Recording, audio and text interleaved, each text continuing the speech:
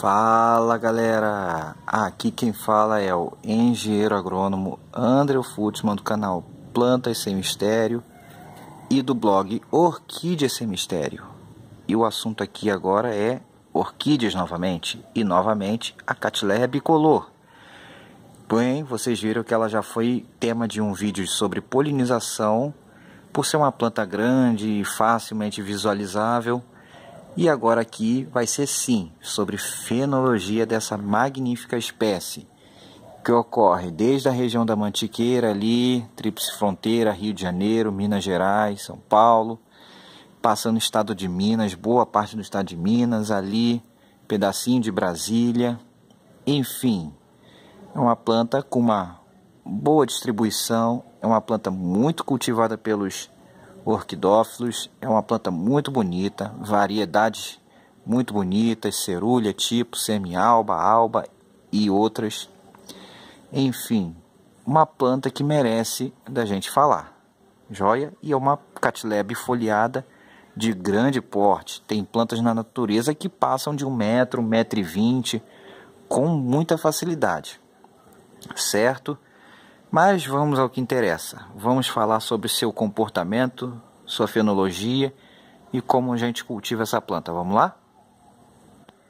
Bom, pessoal, como a bicolor ocorre geralmente em matas, geralmente em mata de montanha ali, naquela região ali de altitude, podendo variar também o seu habitat, mas geralmente em região de Mata Atlântica, em altitudes mais elevadas ou não, locais de clima mais ameno ou intermediário, mas com boa aceitação para o calor, essa é uma Cattleya de cultivo, digamos assim, de média dificuldade. Não é das mais fáceis, mas também não é das Cattleyas mais difíceis. Tem muita gente que tem sucesso. Aqui, para mim, que é praticamente nível do mar, ela vai muito bem.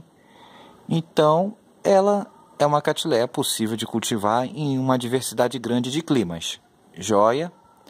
Mas como é que é o seu desenvolvimento? Como é que é o seu comportamento, pessoal? Isso é muito importante e vamos agora falar sobre ele. Vamos lá, então? Pronto, pessoal. Vocês estão vendo aqui uma Cattleya bifoliada, 2 folhas, caneluda, uma planta de grande porte. Está agora florescendo e tem um outro broto retardatário aqui crescendo. Mas como geralmente essa planta se desenvolve? Existem algumas variações e eu vou falar sobre essas variações. Mas vamos dar um geral.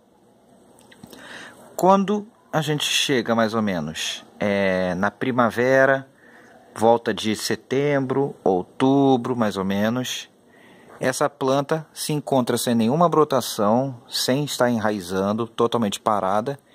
E ela começa a emitir suas brotações. Geralmente, iniciozinho da primavera, meio da primavera, ela começa a botar brotação. Algumas bicolores dão uma adiantada e outras tendem a dar uma atrasadinha. Mas, no geral, na primavera elas começam a emitir brotação. E o seu broto vai crescendo, crescendo, crescendo. E ele costuma enraizar antes da floração. Vocês podem ver aqui, esse aqui ainda não enraizou, mas o broto principal que está florido já enraizou. Ele já botou raiz, então é bem comum ela enraizar antes da floração. Quando eu replantei essa planta, o broto estava pequeno, mais ou menos aqui onde está meu dedo, não tinha enraizado, mas ela estava próxima de enraizar e estava pedindo replante, o substrato estava totalmente ruim. Replantei, não demorou muito, ela botou raiz, com o broto ainda crescendo. Então, ela enraiza antes da floração. Isso é uma característica interessante. E esse broto vai crescendo na primavera.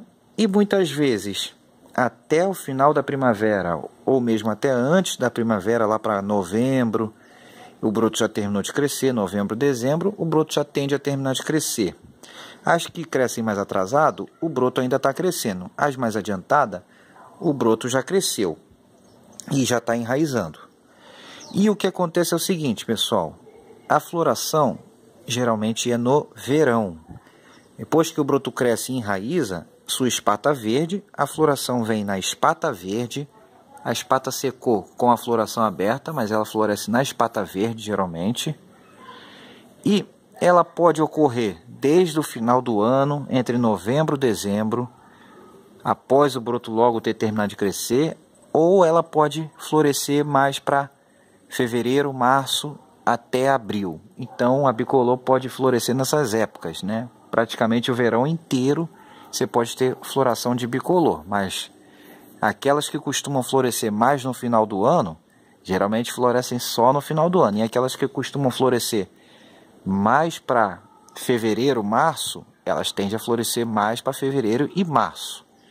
E é isso aí, pessoal. Então, primavera, brotação, emissão de brotações. É época muito interessante para a gente replantar, porque o enraizamento vem no broto novo, em desenvolvimento. Pode ser mais adiantado ou mais atrasado. E a floração é no verão ou no finalzinho da primavera, para as que florescem mais adiantadamente, pessoal. E enraizando sempre antes da floração. Portanto, o replante a gente faz entre primavera e verão, que é quando ela está enraizando. Pode acontecer, como nesse caso aqui, um broto retardatário que saiu no verão e que está vindo espata. Mas não é garantido que esse broto vá florescer, até porque ele é menor, ele não está nem do tamanho do broto principal, por ser um broto fora de época. Joia, galera? Bem, mas continuando o seu ciclo de vida, vem a floração. Após a floração, que essa planta já enraizou, já fez seu crescimento e tudo, a floração que acaba no outono para as mais atrasadas, ou outras no verão, após essa floração, essa planta tende a dar uma parada. Continua crescendo suas raízes, mas a brotação para, ela não bota a brotação nova, ela fica completamente parada, sem brotar e sem emitir novas raízes. E aí ela passa o outono e o inverno todo, geralmente sem brotar. Então é uma planta que bota poucos brotos por ano, geralmente só em um período do ano. Se ela tem uma frente, ela tende a botar só um único broto por ano. Se ela tem duas, em torno de 2 brotos por ano. E assim sucessivamente. Joia, galera? Então, outono e inverno essa planta fica parada, mas as suas raízes continuam crescendo lentamente e ela está enfolhada. Então, nesse período a gente mantém a adubação dessa planta, só que a gente pode dar uma espaçada maior nessa adubação, principalmente se os dias estiverem chuvosos e nublados e frios.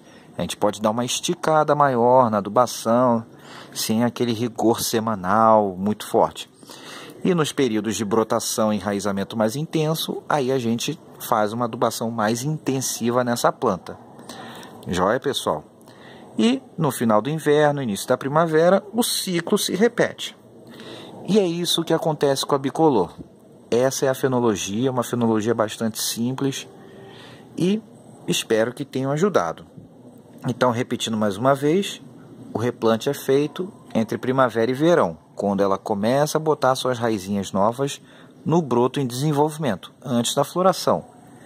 E variações sempre podem ocorrer, pessoal, então é bom vocês sempre observarem como sua bicolor vai se comportar no seu ambiente e fazer os devidos ajustes. Mas essa é uma noção geral e é o que acontece aqui na minha. Essas são as observações que eu fiz aqui na minha, junto com aquele estudo lá sobre padrão de enraizamento de Catileia. Certo, galera?